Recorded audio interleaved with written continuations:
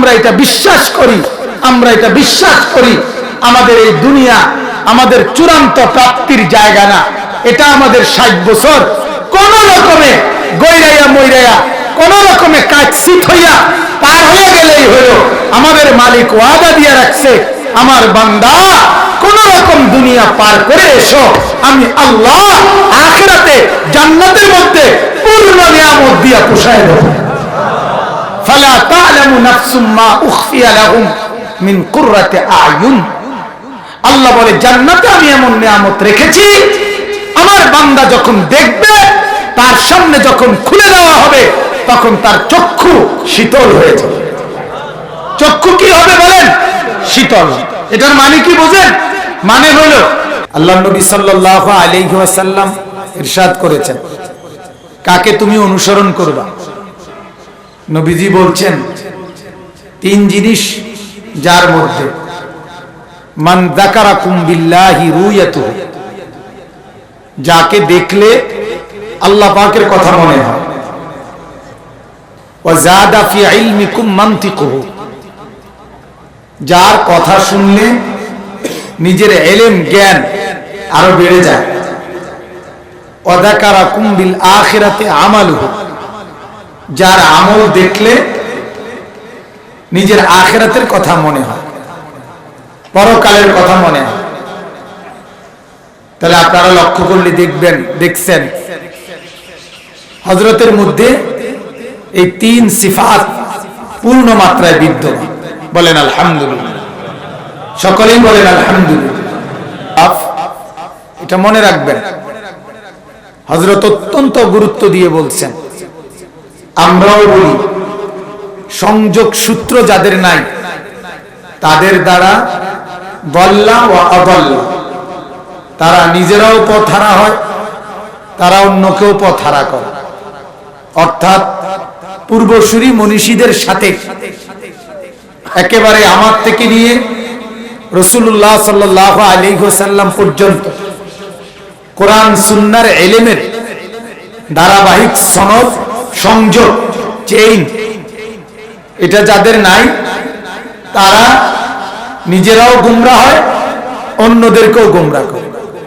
এজন্য আমাদের কওমি মাদ্রাসা, সারা পৃথিবীর কওমি মাদ্রাসা, উলামায়ে দেওবন্দ, আকাবিরে দেওবন্দের এটা একটা গৌরব।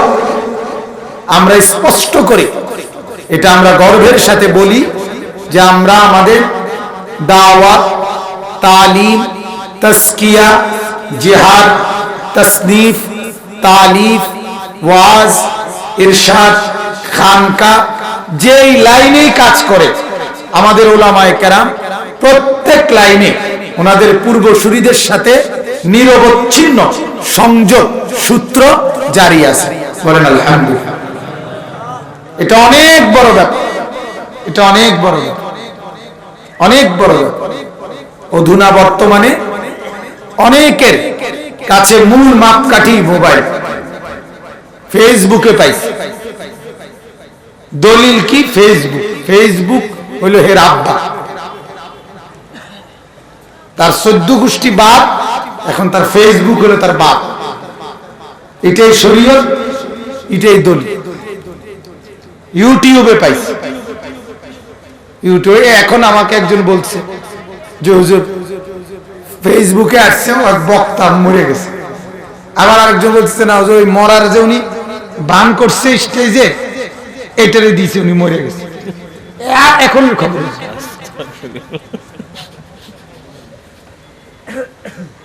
একজনে দিছে মরেই গেছে, আরেকজনে দিছে না মরার বান করছে। কথাগুলো তাহলে কি পরিমাণ তথ্য সন্ত্রাস, অর্থাৎ কি পরিমাণ সত্য মিথ্যা, বাস্তব অবাস্তব, যৌক্তিক অযৌক্তিক, নানামুখী কথার ছড়াছড়ি। কিন্তু যাদের সনদ আছে, যাদের কথার সূত্র আছে, তারা নিজেরাও দ্বীন ও ঈমানের উপরে অটল থাকে, হাজারো মানুষদেরকেও এই সংযোগের সাথে যুক্ত করে নেয়। সুবহানাল্লাহ। কোরআনুল কারীমের মধ্যে আল্লাহ তাআলা বলেন, ওমান ইউতিইল্লাহ ওয়ার রাসূল ফাউলাইকা মাআল্লাযীনা আনআমা আল্লাহু আলাইহিম মিনান নাবিয়্যিন ওয়াস-সিদ্দীকিন ওয়াশ-শুহাদা ওয়াস-সালিহিন। আল্লাহ তাআলা বলেন, যে আল্লাহর আনুগত্য করবে, রাসূলের আনুগত্য করবে, আমি আল্লাহ তাকে 4 শ্রেণীর লোকদের সাথে আমি আল্লাহ তাআলা তাকে মিলায় নেব। নবীদের সাথে, সিদ্দিকদের সাথে, সমস্ত শহীদদের সাথে এবং আমার নেককার বান্দাদের সাথে। আল্লাহ বলেন, ওরা আমার এই 4 শ্রেণী, নবীরা আমার পছন্দের, সিদ্দিক আমার পছন্দের, শহীদ আমার পছন্দের, নেককার সালেহীন। সালেহীন নেককার বলা হয়, তাফসীরের মধ্যে লিখছে 4টা জিনিস, জাহের মানে প্রকাশ্য, গোপন, একাকী, জনসম্মুখ। এই 4 অবস্থায় সমানভাবে দ্বীন শরীয়ত পূর্ণভাবে যে মানে তাকে বলা হয় সালেহীন। প্রকাশ্যেও, গোপনেও, একাকীও, সবার মাঝে। মানুষের কিন্তু মৌলিক অবস্থা এই 4টা। কখনো আমি প্রকাশ্যে, কখনো আমি একাকী গোপন, কখনো আমি একজন, কখনো আমি অনেকের মাঝে। ঠিক কি না বলেন না? এই 4 অবস্থায় শরীয়তের হালাল হারাম, জায়েজ না জায়েজ, বৈধ অবৈধ সব দিক লক্ষ্য করে সমানভাবে যে চলে তাকে বলা হয় সালেহীন, তাকে বলা হয় নেককার, তাকে বলা হয় বুজুর্গ, তাকেই বলা হয় আল্লাহওয়ালা। বলেন আলহামদুলিল্লাহ। তো আল্লাহ তাআলা বলেন, আল্লাহর আনুগত্য এবং রাসূলের আনুগত্য করলে আল্লাহ তাআলা এই 4 শ্রেণীর সাথে তাকে মিলায় নেবেন। ফলে কি হবে? ওয়া হাসুনা উলাইকা রাফিকা।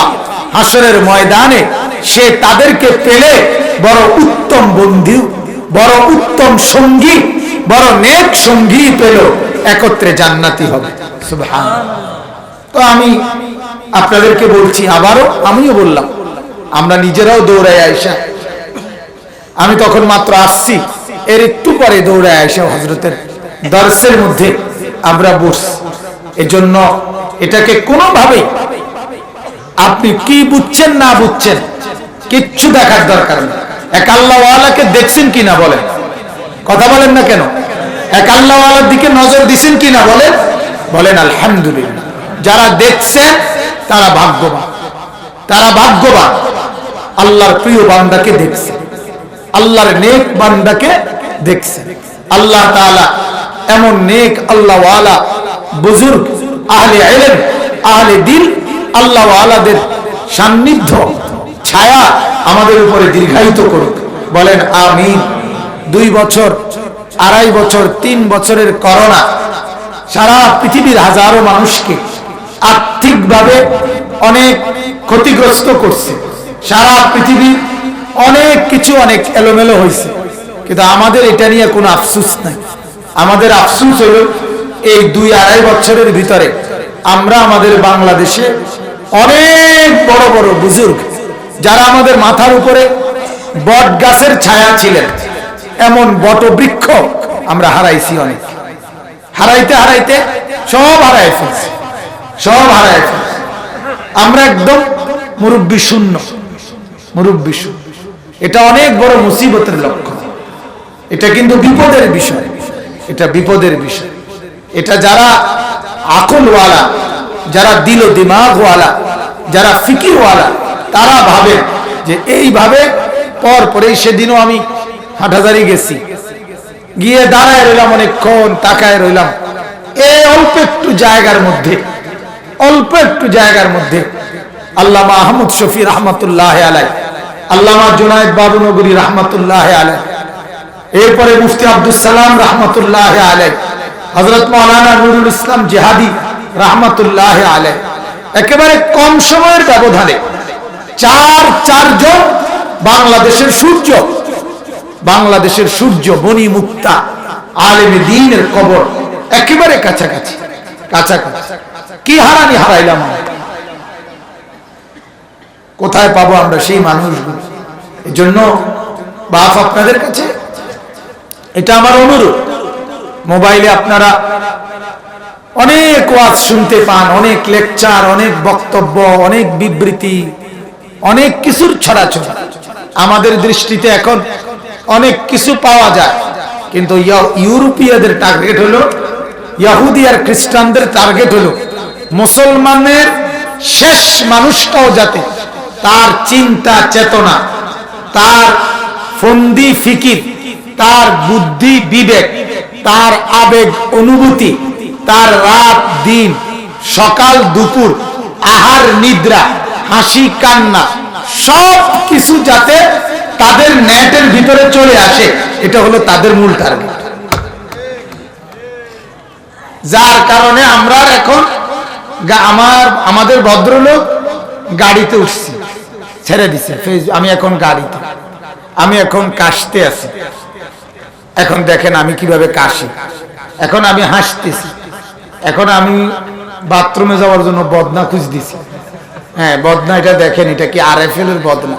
বদনা এটা কি লোটার মতো না বদনার মতো? এটা দেখেন, মানে ছাগলামি যারে বলে আর কি। কথা বুঝছেন না? আমি ওই যে ফ্লাইটে উঠছি দেখলাম, মানে পটপট করে দিতেছে সবাই, মানে বিশাল ব্যাপার। উনি ঢাকা থেকে যশোরের বিমানে উঠছে, এটা যদি সারা পৃথিবী না জানে তো এই টাকাটাই তো মারি গেল। পাগলের মাথা খারাপ। হায় হায় হায়, কেউ কারোর সাথে কথাও বলে না, কেউ কারো পরিচয় জিজ্ঞাসা করে, কেউ কারোর দিকে একটু হাসি মুখে তাকায়ও না, শুধু প্রত্যেকের হাতে এই মোবাইল, এটা টিপতেছে আর টানতেছে। আজীব জিন্দেগি, আজীব আজীব। হায় হায়, শয়তান ইবলিস, আমি তো মনে করি শয়তান আলাইহিস সালাম থেকে বিতাড়িত হয়ে ওইখান থেকে আজ এত হাজার বছরের সাধনায় শয়তানের সবচেয়ে বেশি তৃপ্তি এখন। শয়তান সিনেমা হল বানায়া দেখছে যে সবাই যায় না, যায় অনেকে কিন্তু সবাই না। টেলিভিশন দেওয়া দেখছে না সবাই, শর্মের কারণেও অনেক সময় একত্রে বসে দেখে না।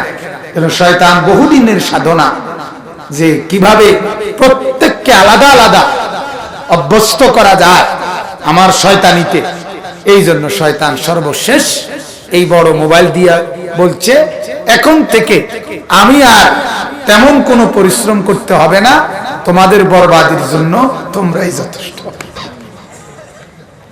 আল্লাহ আমাদেরকে মাফ করে দেন, আল্লাহ আমাদেরকে মাফ করে দেন।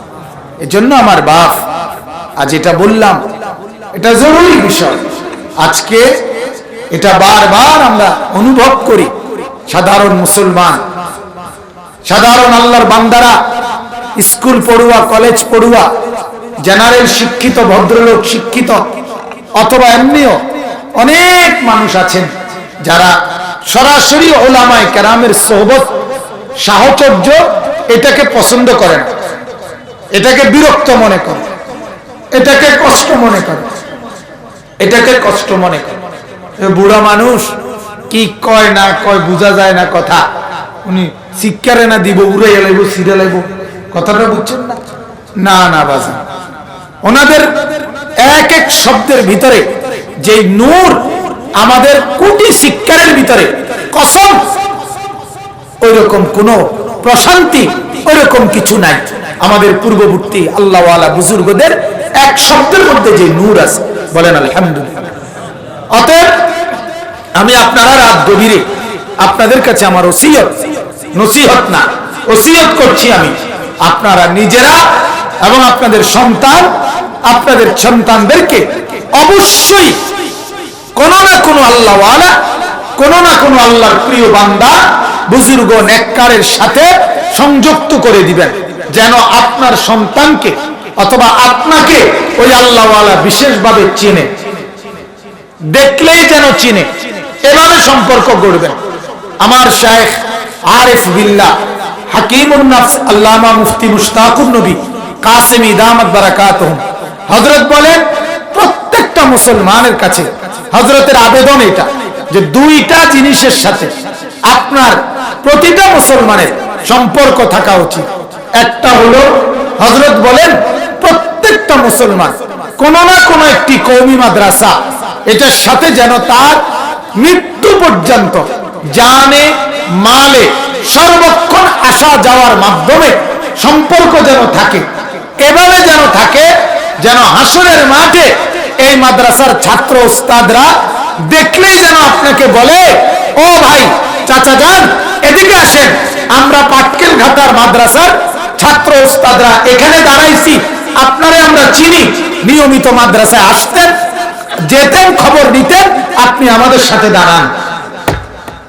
এরকম একটা সম্পর্ক শুধু আমি চিনি মাদ্রাসাটা এই রোড দিয়ে গেলে পরে এমন না, বরং কলিজার একটা সম্পর্ক, আন্তরিকতা যেন প্রতিটা উস্তাদ প্রতিটা ছাত্র দেখলেই চিনে যে উনি আমাদের মাদ্রাসার সাথে সম্পৃক্ত। এই হলো একটা ওসিয়ত। আর হযরত বলেন আরেকটি ওসিয়ত হলো প্রত্যেকটা মুসলমান কোন না কোন একজন হক্কানি রব্বানি আল্লাহওয়ালা আলেমে দ্বীনের সাথে যেন সম্পর্ক থাকে। একজন আলেম যেন আপনাকে দেখলেই চিনে, আপনাকে দেখলেই চিনে। আলহামদুলিল্লাহ এমন অনেক সাধারণ মানুষ আছে, জেনারেল মানুষ অথবা সাধারণ, যাদেরকে যারা দিন মজুর, যারা সাধারণ কর্ম করে, কিন্তু উলামায়ে কেরামের সাথে সম্পর্ক, মনে করেন আমার সাথে সম্পর্ক, তো আমি ওনারে দেখলেই চিনি, কি ভাই কেমন আছেন। তাহলে এরকম একজন আলেমের সাথে একজন মুসলমান যেন অবশ্যই কোনো না কোনো একজন আলেমের সাথে সম্পর্ক রাখে, বিচ্ছিন্ন জিন্দেগি কোনোভাবে গড়বেন না। বলেন ইনশাআল্লাহ, বলেন ইনশাআল্লাহ। বর্তমান উলামায়ে কেরামের গবেষকদের কথা হলো এই ১৫০০ বছরের ভিতরে ইসলাম এবং মুসলমানের বিরুদ্ধে যত রকমের ষড়যন্ত্র হয়েছে, তন্মধ্যে বর্তমানের রানিং, বর্তমানে সবচেয়ে বড় ষড়যন্ত্রের নাম হলো মুসলমানের সাধারণ জনগণকে উলামায়ে কেরাম থেকে বিচ্ছিন্ন করা। নবীজির সাথে বিচ্ছিন্ন করার ষড়যন্ত্র চলেছে বহুদিন। নবীর নামে এমন প্রশ্ন, যে প্রশ্নের কারণে উম্মতকে বিভক্ত করে দিছে। নবী কিসের তৈরি? নূরের তৈরি না মাটির তৈরি? দিছে লাগাইয়া ২০০ বছর ধরে কাজই করলো, সমাধান আর করতেন না। অনর্থক একটি মুসাল্লাম বিষয়, একটি সর্বজন স্বীকৃত বিষয়কে বিতর্কের বস্তু বানায় দিল। আল্লাহ নবী সাল্লাল্লাহু আলাইহি সাল্লামকে কেন্দ্র করে এরকম আপনার অগণিত বিষয়ের বিতর্ক জুড়ে উম্মতের অগণিত মানুষকে বিচ্ছিন্ন করে ফেলছে, বিচ্ছিন্ন করে ফেলছে। সাহাবায়ে কেরামের বিদ্বেষী, সাহাবায়ে কেরামকে আপনার মিয়ারে হক সহ সাহাবায়ে কেরামের বিরুদ্ধে নানা রকম কুৎসা রচনা করা, এরকম বিভিন্ন ভাবে সাহাবায়ে কেরামের সাথে বিদ্বেষী করে বহু চেষ্টা হয়েছে যাতে করে মানুষকে সাহাবাদের থেকে দূরে সরানো যায়। এরপরে আপনার কখনো ফুকাহায়ে কেরাম আবু হানিফা, শাফিঈ, ইমামে মালিক, ইমামে আহমদ ইবনে হাম্বল, এই মাযহাবের বড় বড় ইমামদের থেকে বিরোধী করে এরপরে মানুষদেরকে বিচ্ছিন্ন করা হয়েছে। সর্বশেষ এখন উলামায়ে কেরাম ছাড়া দাওয়াতও চলবে, তালিমও চলবে, তাজকিয়াও চলবে। উলামায়ে কেরাম ছাড়া ইসলামও বুঝবে, কোরআনের বাংলাও বুঝবে, হাদিসের বাংলাও বুঝবে, নামাজ রোজা সবকিছু আলেমদের জিজ্ঞাসা ছাড়া নিজে নিজেই পড়ে নিয়ে করে নিবে। এটাই হলো বর্তমান জামানার সর্বশ্রেষ্ঠ ইসলাম এবং মুসলমানের বিরুদ্ধে ষড়যন্ত্র। এজন্য এটা খুব মনে রাখবেন, খুব মনে রাখবেন মুসলমান, খুব মনে রাখবেন। উম্মতের শেষ সিঁড়ি, উম্মতের শেষ ধাপ উলামা, এরপরে তো সাধারণ জনগণই। কথা বোঝেন নাই আপনি? নবী, সিদ্দিক, সাহাবা, তাবেঈ, তাবে তাবি, আইম্মায়ে মুজতাহিদিন, উলামায়ে মুতাকাদ্দিমিন, মুতাআখিরিন, মুহাদ্দিসিন, মুফাসসিরিন, ফুকাহা, এই সব কিছুর বিরুদ্ধে বিভিন্ন রকমের ষড়যন্ত্র করতে করতে সর্বশেষ পাক্কা হন উলামা। কোরআন সুন্নাহর সাথে এখন যদি এদের থেকেও সাধারণ জনগণকে আলাদা করা যায়, তাহলে মুসলমান যখন রাখাল শূন্য হবে, তাহলে এই বকরি যে কোনো দিকে হারায় যাবে। মাঝি শূন্য হবে, এই নৌকা যে কোনো সাইডে ডুবে মরবে। এজন্য আমার অনুরোধ, বিনীত অনুরোধ, আমাদের এই কওমি মাদ্রাসাগুলো এই সনদ, এই ধারাবাহিকতা, এটা যুগ যুগ ধরে রক্ষা করছে, যুগ যুগ ধরে। নাইলে বুখারীর এই শেষ হাদিস আপনার বুঝাবার জন্য, ছাত্রদেরকে এখানে পড়াবার জন্য এইখানেও বহু আলেমে দ্বীন আছে, আছে না? কথা বলেন না, বুঝেন নাই আমার কথাটা? হুজুরে যে শেষ হাদিসটা পড়াইছে, এটা বলার জন্য, বাংলা বুঝাইয়া দেওয়ার জন্য, তর্জমা করার জন্য এই ছাত্র এগরে এদিকে আর হুজুর নাই, ঠিক না? ওই না পটিয়ার থেকে হুজুর আনতে হইব নাকি? কথা বলেন না। কিন্তু শুধুমাত্র আমাদের মহান বুজুর্গদের সিলসিলা, মহান বুজুর্গদের এই সনদ, এর জন্য এতটা বয়োবৃদ্ধ আল্লাহওয়ালা আলেমকে এত দূর থেকে কষ্ট করে এখানে আনা হয়েছে। বলেন আলহামদুলিল্লাহ। এটা আমাদের কওমি মাদ্রাসার ঐতিহ্য। আজকে জন্য আমি মনে হয়েছে এখানে বসে যে সারাটা জীবন 1866 থেকে আজকের 2022 পর্যন্ত প্রায় 150 বছরেরও বেশি, 150 বছরের পর্যন্ত বেশি বুখারী শরীফকে নিয়ে আপনার আমাদের উলামায়ে দেওবন্দ দিবা নিশি খেদমত করলো, সারা রাত লাগাইয়া পড়ায়, সারাদিন পড়ায়, খতমে বুখারীর জন্য দিবা নিশি মেহনত করে। ইমাম বুখারীর প্রতিটা হাদিস, প্রতিটা শব্দ ব্যাখ্যা করে করে আমাদের কওমি উলামায়ে কেরাম পড়ায়। আর দুর্ভাগ্য হলো আজকে ইমাম বুখারী কয়েকটা শার্ট পরা, প্যান্ট পরা আহলে হাদিস লা মাযহাবী নামে ছেলে পেলে, এদের নাকি সম্পদ হলো ইমাম বুখারী। পড়াই আমরা, গড়ি আমরা, কিতাবের পুরা সমস্ত অংশ মেহনত করি আমরা, আর ইমাম বুখারীরে মানে বলে হেরা। এর চাইতে বড় জুলুম আর কি হতে পারে? কতটা আজমতের সাথে আপনারা দেখলেন, কতটা গুরুত্বের সাথে বুখারীর সবক দেওয়া হলো। তাহলে এটা ইমাম বুখারীর প্রতি যদি আজমত না থাকতো, তাহলে এটা হইতো এখানে? এটা হইতো এখানে? বলেন।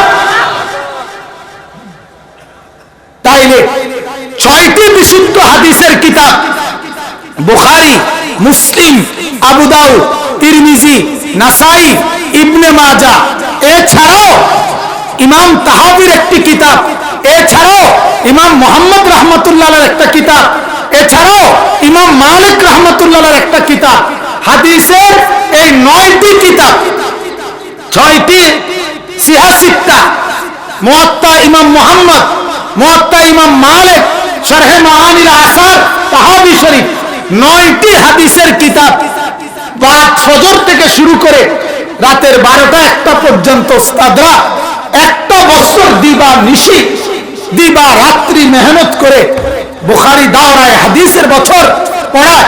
দাওরায়ে হাদিস মানে হলো সকালেও যার হাদিস, দুপুরেও হাদিস, বিকালেও হাদিস, সন্ধ্যায়ও হাদিস, রাতেও হাদিস, ভোর রাতেও হাদিস, লেখেও হাদিস, পড়েও হাদিস, তাকরীরও করে হাদিস, শোনেও হাদিস। 24 ঘন্টা শয়নে স্বপনে উঠতে বসতে যাদের হাদিস নিয়ে রাত কাটে, দিন কাটে, সকাল কাটে, দুপুর কাটে, এরা আহলে হাদিস না। তুমি বেটা আহলে হাদিস, ঠিক না? তুমি ফ্যান্সি ইঞ্জিন না আহলে হাদিস। তুমি আমরাই বুঝাও। কত বড় জুলুম চিন্তা করেন, কত বড় জুলুম। সমস্ত হাদিসের কিতাব মুকাম্মাল পড়ানোর পরেও, বুঝানোর পরেও, এরপরে আমরা হানাফি মাযহাব আমরা কি মানি না? হাদিস মানি না। আপনার 2-4টা বাংলা অনুবাদ পড়ে আর মাঝে মাঝে ফাঁকে ফাঁকে 2-4টা ইংরেজি শব্দ বলে, এটা বললেই উনি হয়ে যান হাদিসের মহাজ্ঞানী, মহাজ্ঞানী।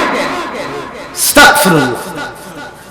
এজন্য আমি স্পষ্ট আপনাদেরকে বললাম, আমার বাপ এই পাটকেল ঘাটা মাদ্রাসা জামিয়া আরাবিয়া সিদ্দিকিয়া কওমিয়া মাদ্রাসা আপনাদের জন্য আজকে টাকা দিচ্ছেন। আজকে আপনারা মাদ্রাসার জন্য, মসজিদের জন্য সহযোগিতা করেছেন, রাত জেগে বসেছেন, আল্লাহর কসম হাসরের ময়দানে হাফেজে কোরআনের, কোরআনের আলেমদের মর্যাদা দেখলে কলিজা ফাইটা পড়ে যাবেন, কলিজা ফাইটা মরে যাবে। আমার শায়েখ আল্লামা মুফতি মুশতাকুন নবী সাহেব হযরত বলে, হাসরের ময়দানে, হযরত বড় মজা করে বলে, কাজে হাসরের ময়দানে দুই মা বাপ ফেরেশতার কাছে আসবে, এসে বলবে, এই ফেরেশতা তুমি আমাকে চিনছো? আমাদেরকে? ফেরেশতা বলবে, কে আপনি? চিনলাম না তো। আমরা দুজন ডাক্তারের মা বাবা। ফেরেশতা বলবে, হুজুরে যেভাবে বলে, খানা নাই, দূর এদিকে যান, লাইনে থাকেন। ডাক্তারের মা কি চেনে, লাইনে না থাকবে, এনেছেন কি ইতানের খানা নাই, এনে নোয়াখালীর বাসায় কয় খানা নাই, বেল নেই, কয় না বেল নেই। এরপরে আসবে দুইজন, চিনছো তুমি আমাদেরকে? ফেরেশতা, আমরা হলাম ইঞ্জিনিয়ারের মা বাবা। ফেরেশতা বলবে, খানা নাই, যান এদিকে যান, লাইনে যান, সিরিয়ালে থাকেন। এভাবে আইসা বলবে, বিভিন্ন পরিচয় দিয়ে, এমপি সাহেবের মা বাপ, বড় অমুক মাতব্বরের মা বাপ। ফেরেশতা বলবে, লাইনে লাইনে, এগুলোর কোনো খানা নাই এখানে হাসরের মাঠে। একটু পরে দুইজন মা বাপ আসবে, তারা বলবে, ও ফেরেশতা চিনেছো আমাদেরকে? বলছে, কে? বলছে, আমরা দুজন হাফেজে কোরআনের মা বাপ। ফেরেশতা চিৎকার করে বলবে, হায় আপনাকেই তো খুঁজতেছি, আপনাদেরকেই তো খুঁজতেছি। ও ফেরেশতারা, এই দুইজনকে নূরের মুকুট পরায় দাও, গোটা হাসরের মাঠ আলোকিত হয়ে যাবে, গোটা মাঠ খবর হয়ে যাবে, গোটা মাঠ আলোকিত হয়ে যাবে। ওরা হাফেজে কোরআনের মা বাপ। এজন্য আলেমে দ্বীনের মর্যাদা আজকে যেই সাথীরা রাসূলুল্লাহ সাল্লাল্লাহু আলাইহি সাল্লামের হাদিসের সমাপন করে আজকে মাথায় ইজ্জতের পাগড়ি দিয়েছে, আমি তাদেরকে অভিনন্দন জানাই, আমি তাদেরকে ধন্যবাদ জানাই। আগামীর পৃথিবীতে তারা যেন ঈমানের স্লোগান নিয়ে, দাওয়াত, তালিম, তাজকিয়া, জিহাদের স্লোগান নিয়ে উম্মতের হাত তবকায় তারা যেন মেহনতের ময়দানে নেমে পড়ে। আমরা খাস ভাবে রাত গভীরে তাদের জন্য দোয়া করি, আল্লাহ তাদেরকে শ্রেষ্ঠতম জামানার আলেমে দ্বীন হিসাবে কবুল করুন, বলেন আমিন। যে উস্তাদরা তাদেরকে দিবা নিশি মেহনত করেছেন, আল্লাহ তাআলা তাদেরকে সর্বোচ্চ উত্তম বিনিময় দ্বারা আল্লাহ তাআলা যেন তাদেরকে মালামাল করে দেন, বলেন আমিন।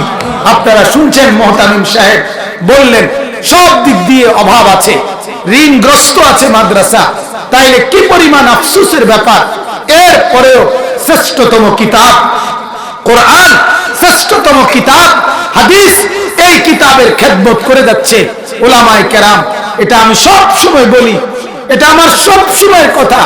শুধুমাত্র আমরা এটা বিশ্বাস করি, আমরা এটা বিশ্বাস করি আমাদের এই দুনিয়া আমাদের চূড়ান্ত প্রাপ্তির জায়গা না, এটা আমাদের 60 বছর কোন রকমে গইরাইয়া মইরাইয়া, কোন রকমে কাটছিট হইয়া পার হয়ে গেলেই হলো। আমাদের মালিক ওয়াদা দিয়ে রাখছে, আমার বান্দা কোন রকম দুনিয়া পার করে এসো, আমি আল্লাহ আখিরাতে জান্নাতের মধ্যে পূর্ণ নিয়ামত দিয়া পোষায় দেব। ফালা তা'লামু নাফসুম মা উখফিয়া লাহুম মিন কুররাতি আয়ুন। আল্লাহ বলে, জান্নাতে আমি এমন নিয়ামত রেখেছি, আমার বান্দা যখন দেখবে, তার সামনে যখন খুলে দেওয়া হবে, তখন তার চক্ষু শীতল হয়ে যাবে। চক্ষু কি হবে বলেন? শীতল। এটার মানে কি বোঝেন? মানে হলো দুনিয়াতে কেউ খুব সুন্দর একটা বিল্ডিং দেখছেন, দেখার পরে হেরে যদি আপনি গিয়া বলেন, এখন ভাই শোনেন এটা কি বিল্ডিং দেখছেন, আমি আরেকটা বিল্ডিং জানি অমুকখানে আছে, এটা আরো আশ্চর্য সুন্দর, দেখবেন নি এটা, কত চলো চলো, তোর ওইটা দেখে বলবে আসলে তো এটা এটার তুলো সুন্দর। মানে দুনিয়া এমন এক জায়গা, সবচেয়ে সুন্দরী নারী দেখার পরেও তারে যদি বলেন আর দেখবেনি, কহ দেখবো তো কোনা নেই, ঠিক কিনা বলেন না? সে চোখ দুনিয়াতে কি হয় না, শীতল হয় না। মানে চোখ তৃপ্ত হয় না, চোখ তৃপ্ত হয় না। আল্লাহ বলে জান্নাতি বান্দা জান্নাতের প্রতিটা নিয়ামত দেখার পরে আর এর চাইতে সুন্দর হতে পারে এটা কল্পনাও করবে না, এই চোখে দেখতেই চাইবে না, পূর্ণভাবে তৃপ্ত হয়ে যাবে, পূর্ণভাবে তৃপ্ত। বলেন আলহামদুলিল্লাহ। এজন্য আমার বাপ, আমি এতক্ষণ পর্যন্ত এই কথাগুলো আপনাদেরকে প্রথমবারের মতো যেহেতু খতমে বুখারী এজন্য গুরুত্ব দিয়ে বললাম। সব সময় এই মাদ্রাসা এখন একটা পূর্ণাঙ্গ জামিয়া, একেবারে নুরানি থেকে দাওরায়ে হাদিস পর্যন্ত আল্লাহ যদি কবুল করে তাইলে সব জামাতের এই ছাত্রদের এই পড়ালেখার পিছনে আপনাদের সহযোগিতার দানে কোরআন সুন্নাহর এই মহান খেদমত চলবে। এটা আপনাদের জন্য সৌভাগ্য না? কথা বলেন না? তাহলে ইনশাআল্লাহ আমি অনুরোধ করলাম আপনারা প্রত্যেকে সব সময় এই মসজিদ মাদ্রাসার জন্য আপনাদের সর্বোচ্চ দানটুকু করে যাবেন। বলেন ইনশাআল্লাহ। আর একটা কথা, তাইলে আমার কথা শেষ। যেহেতু অনেক রাত হয়েছে, ঠান্ডা, এজন্য আমি আর লম্বা, আমি নিজেও ঠান্ডা, আমার নিজের গলার আওয়াজও আপনার ভাঙ্গা। আমি কোরআনুল কারীমের একটি মাত্র আয়াত পড়ছি। এই আয়াতের আলোকে ছোট্ট আর দুই তিনটা ছোট ছোট কথা বলেই আমি আমার কথা শেষ করছি। এক নম্বর কথা হলো, এখন আরবি রজব মাস।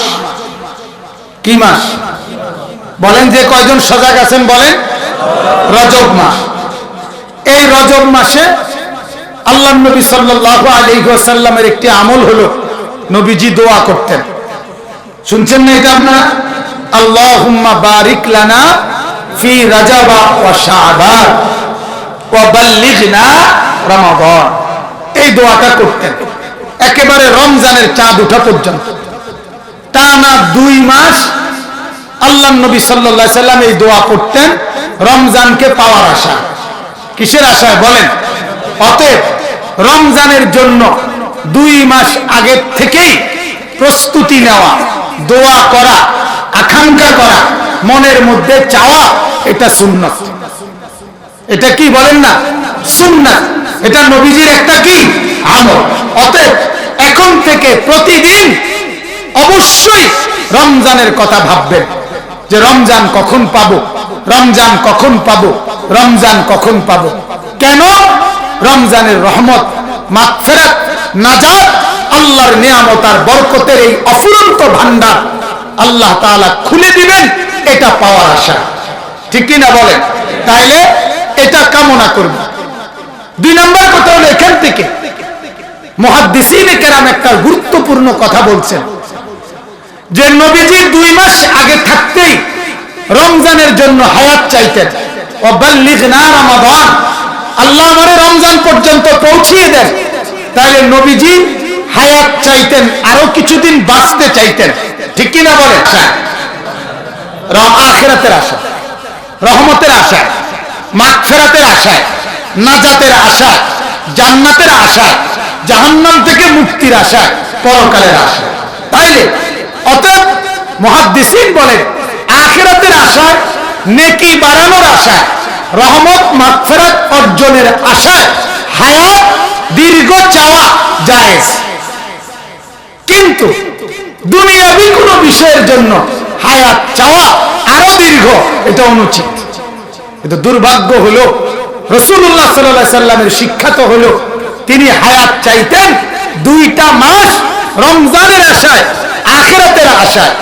নবীজি হাদিসে আছে, আল্লাহর নবী বলতেন লাওয়াদিতু আন্নী উখতালু ফি সাবিলিল্লাহ সুম্মা উহিয়া সুম্মা উখতাল সুম্মা উহিয়া সুম্মা উখতাল।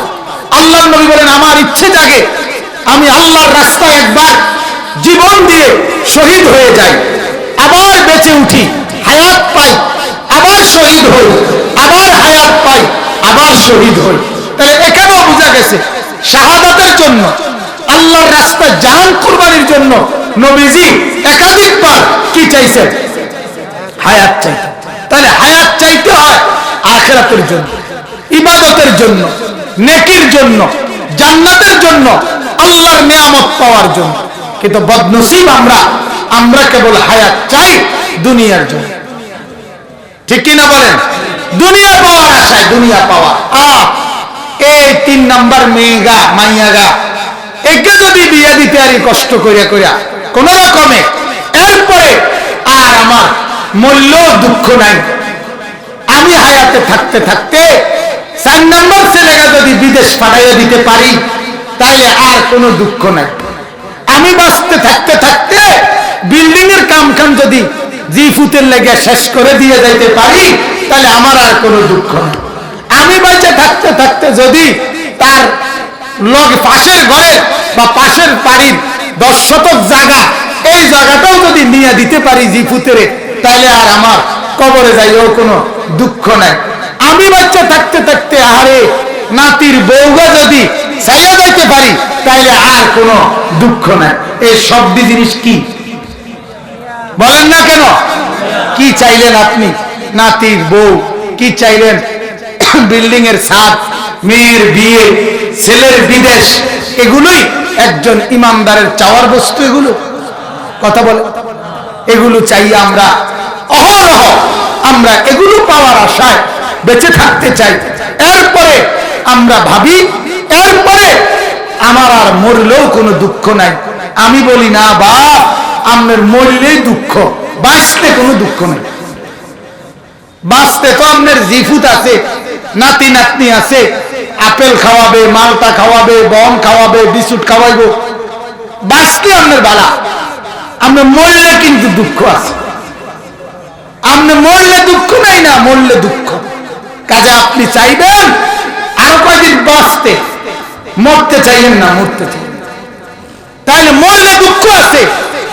একজন ইমানদার, একজন মুসলমান কবরে যাওয়ার আগে তার জিন্দেগির কোনোভাবে এটা কোনো কথা হইতে পারে না যে আমার ঘর, বিল্ডিং, দালান, স্ত্রী, সন্তান, ছেলে মেয়ে, এদের শুধুমাত্র খাদ্য, খাবার, ঘর, বিল্ডিং এর বন্দোবস্ত করে গেলাম, কিন্তু আমার চোখের সামনে আমার 4টা ছেলে একটাও নামাজ পড়ে না, 4টা ছেলের বউ একটাও পর্দা করে না, আমার মেয়েরা পর্দা করে না, আমার নাতি নাতনি নামাজ পড়ে না, আমার ঘরের সদস্য 12 জন আল্লাহ কোরআন পড়তে পারে না, একজনও আমার ঘরের সদস্য 12 জন ফজরের নামাজ পড়ে না, একজনও আল্লাহর কসম আপনার মতো বদনসিব, মন্দ কপাল, দুর্ভাগা আসমানের নিচে জমিনের উপর আর কেউ নেই।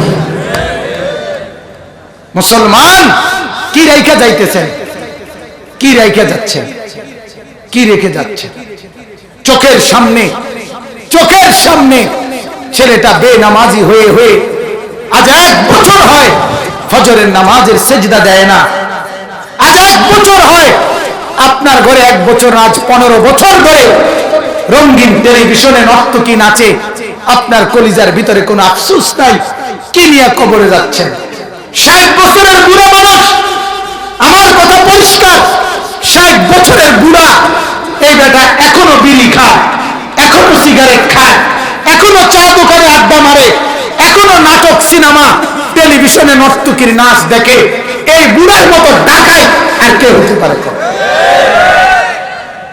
তুমি বুড়া মরবা কোন দিন? তোমার বিড়ি খানার এই নেশা শেষ হবে কোন দিন?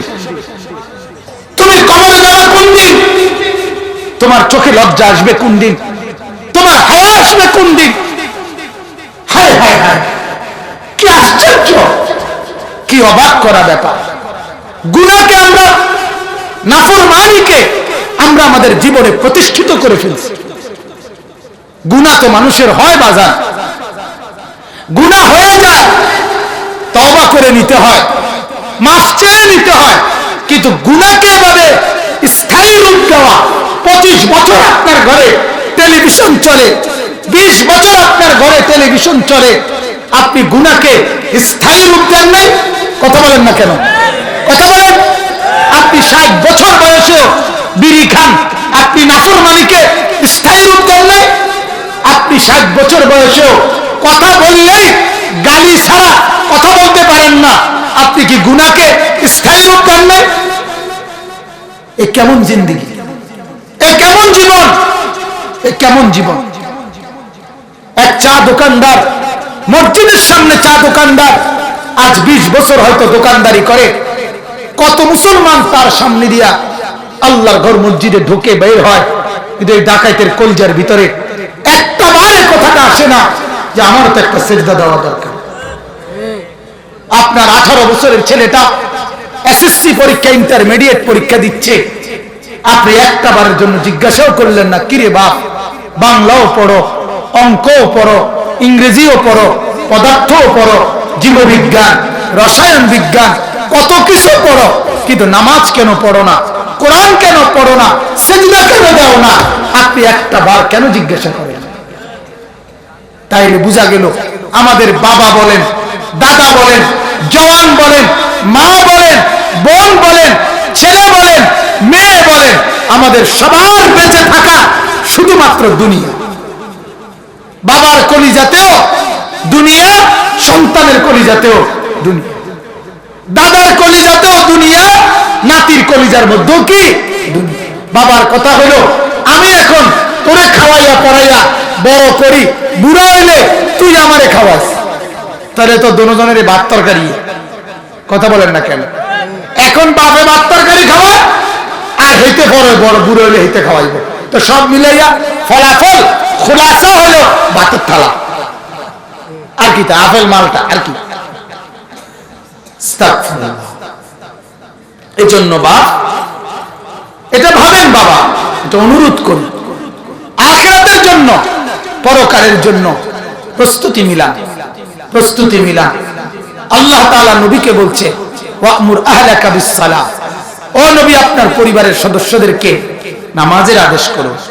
ওয়াসতাবির আলাইহা, আপনি নিজেও নামাজের উপরে মজবুত থাকুন।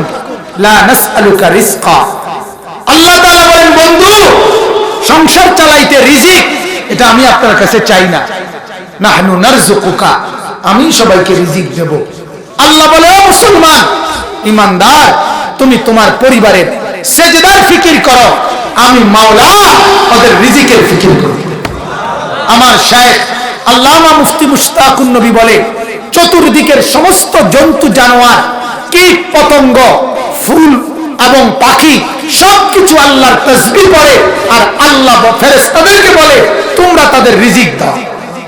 পাখি বলে সুবহানাল্লাহ সুবহানাল্লাহ সুবহানাল্লাহ, আর আল্লাহ পাক ফেরেশতাদেরকে বলে রিজিক পৌঁছা, রিজিক পৌঁছা, রিজিক পৌঁছা। ঠিক কি না বলেন না? অতএব আমি অনুরোধ, রাত গভীরে আমি দেরি করতে চাচ্ছি না, এজন্য বাড়াইতে চাচ্ছি না কথাটা, কিন্তু আমি শুধু এই কথাটাই দিবানিশি বলতে চাই। এ কথা আজ মুসলমান, আমার একটা সবচেয়ে বড় আফসোস, আমার কলিজার সবচেয়ে বড় ব্যথা হলো, মুসলমান আজ নিজের ঘরের সম্পদ মনে করছে সোফা, খাট, পালং, টেবিল, চেয়ার, আলমারি, জগ, গ্লাস, চায়ের কাপ, নাস্তার প্লেট, কাচের প্লেট, এগুলোই মানুষের দেখায়। টাইলস, বাথরুম, বিল্ডিং, জানালা, গ্রিল, SS5 এর গেট, থাই গ্লাস, বুঝাইতেছে এগুলো আমার জীবনের অর্জন, এগুলোই আমার সম্পদ, আমার সারা জিন্দেগির কামাই।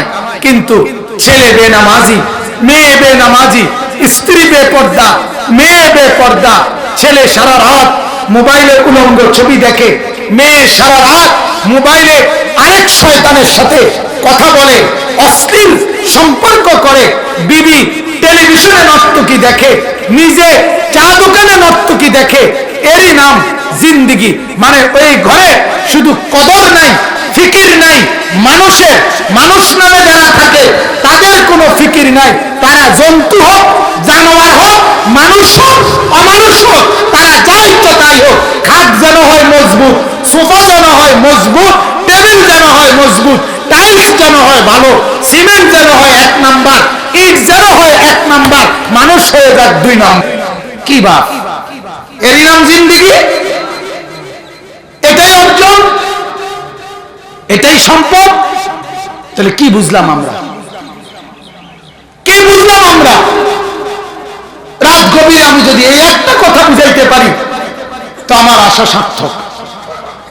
আমি শুধু এই কথাটাই বুঝাইতে চাই আপনাদের।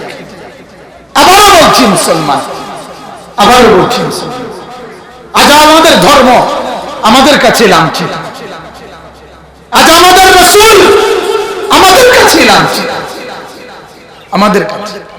হাদিসের মধ্যে আছে লাইসা মিন ইয়াউমিন ইল্লা ইউরাদু আলা নবী আমালা উম্মতিহি গুদওয়াতান ওয়া আশিয়া।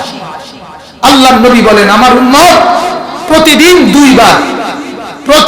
দুইবার আল্লাহর নবীর কাছে, রাসূল বলে ফেরেশতারা এসে আমার উম্মতের আমল আমি নবীর কাছে পেশ করে। গুদওয়াতান ওয়া আশিয়া, সকালে একবার, সন্ধ্যায় একবার। এবার কল্পনা করেন, আল্লাহর নবীর কাছে ফেরেশতা গিয়ে বলল, ইয়া রাসূলুল্লাহ, আপনার উম্মতের আনিসুর রহমান আজ সারা দিনে একটা সেজদা দেয় নাই, একটা টাকা হালাল রোজগার করে নাই। আপনার উম্মতের আনিসুর রহমান, তার বিবি বেপর্দা, তার ছেলে এক ওয়াক্ত নামাজ পড়ে না, তার মেয়ে এক ওয়াক্ত নামাজ পড়ে না। হায় মুসলমান! আল্লাহর নবী তখন মদিনার ওই রওজা পাক থেকে কি বলবে? কি বলবে? উম্মত আমার 23 বছর এভাবে বৃথা করে দিলি, আমার 23 বছরের এই রক্ত ঝরা দিন, 23টা বছরে আমি এই পরিমাণ কষ্ট করছি যে হাদিসের মধ্যে আছে আল্লাহর নবীর ঘরে আম্মা জান আয়েশা বলছে, এক টানা 3 মাস নবীর কোন বিবির ঘরে কসম চুলায় আগুন জ্বলে না। রাআইনা হিলালান সুম্মা হিলালান সুম্মা হিলালান, এক চাঁদ দেখছি, 2 চাঁদ দেখেছি, 3 চাঁদ দেখছি। আম্মা জান আয়েশা বলে, মা আওকাদাত ফি আবিয়াত রাসূলিল্লাহ নারুন, আল্লাহর নবীর কোন বিবির ঘরে চুলায় আগুন জ্বলে না 3 চাঁদে। কয় মাস? কথা বলেন না, 3 মাস। হযরত উরওয়া ইবনে যুবাইর রাদিয়াল্লাহু তাআলা আনহু বলছেন, ফামা আইশুকুম, তাইলে মা, হযরত উরওয়ার খালা ছিল আয়েশা, হযরত আসমার ছেলে, উনি বলছে, মা তাহলে বাঁচলেন কেমনে আপনারা? আল্লাহর নবীর বিবি আয়েশা বলে, আত্তামারু ওয়াল মা, আত্তামারু ওয়াল মা, খেজুর আর পানি, পানি আর খেজুর। সকালেও খেজুর পানি, দুপুরেও খেজুর পানি, রাতেও খেজুর পানি, শনিবারও এটা, রবিবারও এটা, সোমবারও এটা, মঙ্গলবারও এটা, জানুয়ারি তো এটা, ফেব্রুয়ারি তো এটা, মার্চেও এটা। এভাবেই 3 মাস জিন্দিগির কোন দিন চুলায় পাকানো কোন খাবার কপালে জুটে নাই। আল্লাহর নবী সাল্লাল্লাহু আলাইহি সাল্লাম এইভাবে জিন্দিগি কাটাইছে। তাহলে বিবিদের ঘরে যদি 3 মাস খাবার না থাকে, তো আল্লাহর রাসূল তো সেই 3 মাস নিজে হোটেলে পেট ভরে খাইছে, ঠিক না? কথা বলেন না কেন? তো নবী পাক তখন ক্ষুধার্ত ছিলেন না? ক্ষুধার্ত ছিলেন কিনা বলেন না? তাই আল্লাহর নবী সাল্লাল্লাহু আলাইহি সাল্লাম নিজের পিঠ মোবারক খুলে দেখাবে, তাফসীরে আছে হাসরের দিন খুলে দেখাবে, আমার উম্মত আমার পিঠটা দেখো, ছিদ্র ছিদ্র, চালনির মতো, চালনির মতো। নবীজির মৃত্যু পর্যন্ত পিঠ ছিদ্র ছিদ্র ছিল। আম্মা জান আয়েশা জিজ্ঞেস করছিল, ইয়া রাসূলুল্লাহ, আপনার পিঠে, আপনার পিঠ মুবারকের মধ্যে কোনদিন বসন্ত রোগ হয়েছিল কিনা, যার কারণে আপনার পিঠে এই গোটার কারণে ছিদ্র ছিদ্র, পুরা পিঠ চালনির মতো। আল্লাহর নবী তখন বলছিলেন, আয়েশা কি বল, তুমি জানো না আমার এই পবিত্র দেহে মশা মাছিও তো বসে না, আমার এই পবিত্র দেহে তো মশা মাছিও বসে না। আমি হাঁটলে মেশকের ঘ্রাণ বের হয়, আমার ঘাম থেকে সাহাবীরা মেশক আম্বরের আতর ব্যবহার করে। আমার পিঠে বসন্তের গোটা আসবে কেন? আয়েশা, এগুলো বসন্তের গোটা না, তায়েফের বাচ্চারা যে আমারে পাথর মারছে, সেই পাথরের আঘাতের কারণে মৃত্যু পর্যন্ত আর কোনদিন আমার পিঠ সমান হয় না। তাহলে এই কষ্টের বিনিময়ে রেখে যাওয়া 23 বছরের আমানত বিনিময়ে আজ বিড়ি দিয়া, সিগারেট দিয়া, চা দোকানের গপ, টেলিভিশনের নাচ, নাটক, সিনেমা, আপনার ছেলে বেনামাজি, আপনার মেয়ে বেপর্দা, আপনার স্ত্রী বেপর্দা, আপনার উপার্জন হারাম, কথা বলেন মিথ্যা, উচ্চারণ করেন গালি, ওজনে দেন কম, ধোঁকা, প্রতারণা, বাটপারি, চিটারি, এত কিছুর বিনিময়ে আল্লাহ নবীকে তাইলে এগুলোই প্রতি উত্তরে 23 বছরের বিনিময়ে এগুলোই দিলাম না? নবীকে এগুলোই দিলাম বলে। কাজেই আমি অনুরোধ করছি আপনাদের কাছে, বিনীত অনুরোধ বাজার, আল্লাহ নবী সাল্লাল্লাহু আলাইহি ওয়াসাল্লাম ইবাদতের জন্য, আখিরাতের জন্য, বন্দেগীর জন্য, রহমত মাগফিরাত আর নাজাতের জন্য বেঁচে থাকতে চাইতেন, ঠিক কিনা বলেন না কেন? অতএব আমাদের বেঁচে থাকা আগামীর প্রতি মিনিট আল্লাহর ইবাদতের জন্য, ঠিক আছে ইনশাআল্লাহ? আমি এবং আমার বিবি বাচ্চার জন্য এটাই হবে চ্যালেঞ্জ, এটাই হবে যুদ্ধ, এটাই হবে যুদ্ধ। আমি আপনাদের কাছে অনুরোধ করি বাজার, আগামীর সময়টা রাতারাতি পৃথিবীতে যে কোনো রকমের পরিস্থিতি পৃথিবীর হয়ে যাবে, দেখবেন ঈমান আর কুফরের লড়াই হবে। আর আওয়ামী লীগ, বিএনপি, জাতীয় পার্টি অথবা ডেমোক্রেট, রিপাবলিক, এরকম কোন দলমল, এটা মূল বিবেচ্য বিষয় থাকবে না। একদিকে থাকবে গোটা পৃথিবীতে মাহাদির পক্ষে ঈমানদার, আরেক দিকে থাকবে দাজ্জালের পক্ষে বেঈমান। গোটা বিশ্ব এই দুই ভাগ হয়ে যাবে অচিরেই, খুব দ্রুত গতিতে, খুব দ্রুত। সেদিন সবচেয়ে বড় বিষয় দাঁড়াবে আপনার সন্তান আর পরিবারের ঈমান। ঘরের সব হয়তো থাকবে, খাট পালং ফার্নিচার, দালান, বিল্ডিং, ফ্রিজ, এসি সব থাকবে, শুধু থাকবে নাকি ঈমান? শুধু থাকবে নাকি বলে? অতএব আপনি আমি যদি এখন থেকেই মেহনত না করি, ছেলে পেলের ঈমান আমলের ফিকির না করি, বিবি বাচ্চার ঈমান আমলের ফিকির না করি, ঘর থেকে গুনার পরিবেশ বাদ দেন, টেলিভিশন বন্ধ করে দেন মুসলমান, একটা কথা ফাহেসা কথা, গালি গালাজ, মন্দ কথা বলবেন না। যত লোকের বিড়ি সিগারেট খাওয়ার অভ্যাস একদম ছেড়ে দেন। দাড়ি নাই যাদের, দাড়ি রাখতে অভ্যস্ত হয়ে যান। আপনারা দেখেন নাই তো শয়তান ইবলিস দীর্ঘদিন যাবত মেহনত ছিল দাড়ির উপরে। মুসলমানের দাড়ি কত বেশি পরিমাণ কাটানো যায় যুবকদের। এখন আর যুবকদের পিছনে শয়তানের প্রকল্প, নতুন প্রজেক্ট দাড়ি নিয়ে না, নতুন প্রজেক্ট হলো চুল নিয়ে। শয়তানের এখনকার প্রজেক্ট কি? চুল। এখন হলো চুল, একবারে এদিকে নাই, একবার এদিকে চুল নাই, এদিকে চুল নাই। মানে শয়তান অথবা আফ্রিকার জঙ্গলের জন্তু জানোয়ার আরো সুন্দর দেখা যায়, এই ছাগল যেরকম দেখা যায় তার ভালো। চুলের কি চুল?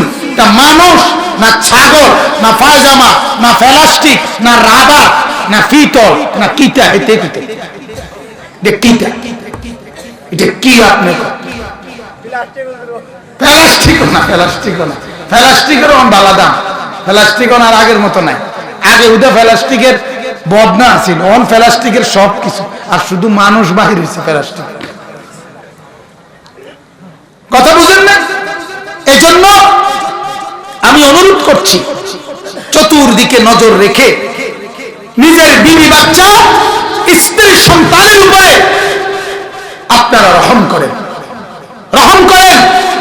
দয়া করেন, নাইলে এই সন্তান বেঈমান হয়ে যাবে, নাইলে এই বিবি বাচ্চা বেঈমান হয়ে যাবে।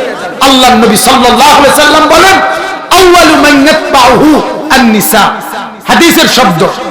আল্লাহর নবী বলেন, দাজ্জালকে প্রথম সবচেয়ে বেশি অনুসরণ করবে নারীরা। স্বামীকে বাদ দিয়ে দাজ্জালের পিছনে দৌড়াবে। নাউজুবিল্লাহ। কতই বেড়ার কথা হইনা লাভ নেই, বলেন নাউজুবিল্লাহ। আমি অনুরোধ করছি, আমরা বেঁচে থাকব আগামীর প্রতি হায়াত আল্লাহর জন্য, ইবাদতের জন্য, বন্দেগীর জন্য। এটাই কামনা করা, এটাই আমাদের জন্য উত্তম, বলেন ইনশাআল্লাহ। শেষ কথা হলো, আল্লাহর নবী সাল্লাল্লাহু আলাইহি ওয়াসাল্লাম এই রজব মাসে মেরাজে গিয়েছিলেন। কোথায় গিয়েছিলেন বলেন? কোথায় গিয়েছিলেন বলেন? এখান থেকে আমি শুধু একটা কথা বুঝাইতে চাই, সেটা হলো নবী সাল্লাল্লাহু আলাইহি সাল্লাম সর্বোচ্চ মাকামে আল্লাহর কাছে, 7 আসমানের উপরে, সিদরাতুল মুনতাহার উপরে, কোটি কোটি গুণ উপরে, আরশে আজিমে আল্লাহ ওনাকে যেখানে নিয়ে গেছিলেন, নবীজির কদমের নিচে সমস্ত মাখলুক, আর উপরে শুধু আল্লাহ। নবীজিকে যেখানে নিছেন ওই মাকামে আর কোন মাখলুক সৃষ্টি ছিল না, সবকিছু তার কদমের নিচে। সুবহানাল্লাহ। মক্কার কাফেররা তায়েফের ময়দান থেকে রক্তাক্ত অবস্থায় ফিরে আসার পরে মক্কার কাফেররা বলছিল, মুহাম্মদ আসলে তোমার কোনো ইজ্জত নাই, সম্মান নাই, আল্লাহ তোমার সাথে নাই, কারণ পাথর তোমার শেষ পর্যন্ত ফুলা পাইলেও মারে, তো তোমার আর ইজ্জত কি, তোমার আর সম্মান কি, তোমার লগে না বলে আল্লাহ আছে, হুদা কথা।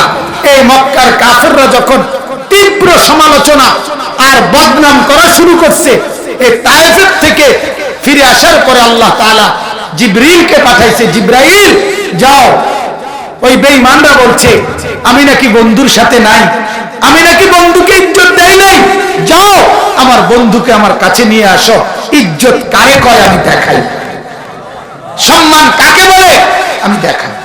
এজন্য আল্লাহ তাআলা রাসূলুল্লাহ সাল্লাল্লাহু আলাইহি ওয়াসাল্লামকে এত উঠে তুলে নিয়ে গেছেন, বলেন আলহামদুলিল্লাহ।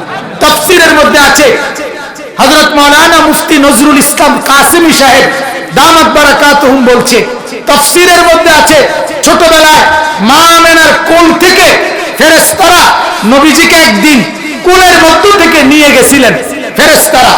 ফেরেশতারা নিয়ে পুরো আল্লাহর সৃষ্টি জগৎটা ঘুরাইছে, সৃষ্টি জগৎকে দেখবার জন্য। অর্থাৎ আল্লাহ বলছে, ও আমার জগৎ সংসার, তোমরা আমার বন্ধুকে দেখো, বন্ধু আমি কেমন বানাইলাম। আর ওই মেরাজের রাতে নবীকে আল্লাহ একবারে উঠতে আর শাহজিমের কাছে নিয়ে আল্লাহ তাআলা ওইখানে দাঁড় করায়া এবার নবীকে বলছে, ছোটবেলায় তামাম সৃষ্টি আপনারা দেখছে, এবার আপনি বন্ধু তামাম সৃষ্টিকে দেখেন। একবার ওরা দেখছে, এবার আপনি দেখেন, আপনি এবার সবটা দেখেন। আমার বলার উদ্দেশ্য এই কথাটা, এত বড় মর্যাদাবান, গোটা সৃষ্টির মধ্যে সর্বশ্রেষ্ঠ মর্যাদা যেই নবীর, আমি সেই নবীর উম্মত, ঠিক কিনা বলেন না? অতএব আমার গর্ব, আমার অহংকার এটাই তো আলাদা। অতএব এই হিসাবে আমাদের জীবনে উচিত আল্লাহর নবী সাল্লাল্লাহু আলাইহি সাল্লামের সুন্নাত মোতাবেক আমাদের জীবন, ঘর, পরিবার, ব্যক্তি, সমাজ, আমাদের 24 ঘন্টা সাজানো। এটাই যেন হওয়া রজব মাসের মেরাজের শিক্ষা। জীবন গড়ব নবীর মতো, সাজব সুন্নাতের মতো, সুন্নাতেই জীবন, সুন্নাতেই ফ্যাশন, সুন্নাতেই আধুনিকতা, সুন্নাতেই হায়াত, সুন্নাতের মধ্যেই বরকত। বলেন আলহামদুলিল্লাহ।